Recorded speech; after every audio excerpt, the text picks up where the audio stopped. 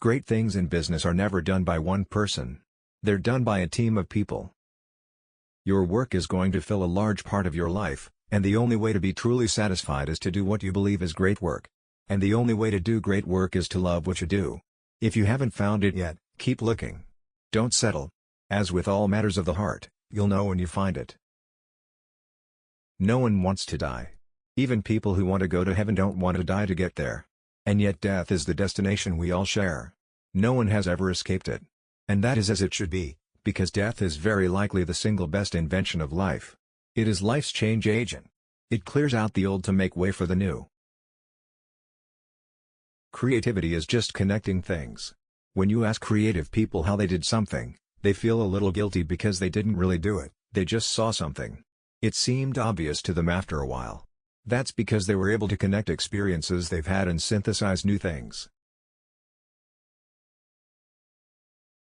Your work is going to fill a large part of your life, and the only way to be truly satisfied is to do what you believe is great work.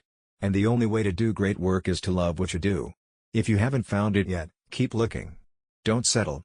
As with all matters of the heart, you'll know when you find it. When you're young, you look at television and think, there's a conspiracy. The networks have conspired to dumb us down. But when you get a little older, you realize that's not true. The networks are in business to give people exactly what they want.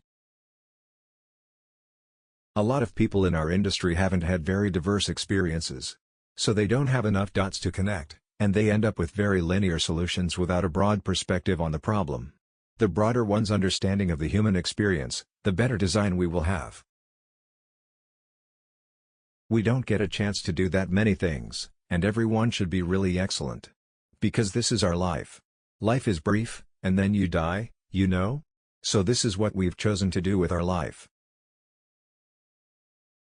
I have a great respect for incremental improvement, and I've done that sort of thing in my life, but I've always been attracted to the more revolutionary changes. I don't know why. Because they're harder. They're much more stressful emotionally. And you usually go through a period where everybody tells you that you've completely failed. As individuals, people are inherently good. I have a somewhat more pessimistic view of people in groups. And I remain extremely concerned when I see what's happening in our country, which is in many ways the luckiest place in the world. We don't seem to be excited about making our country a better place for our kids.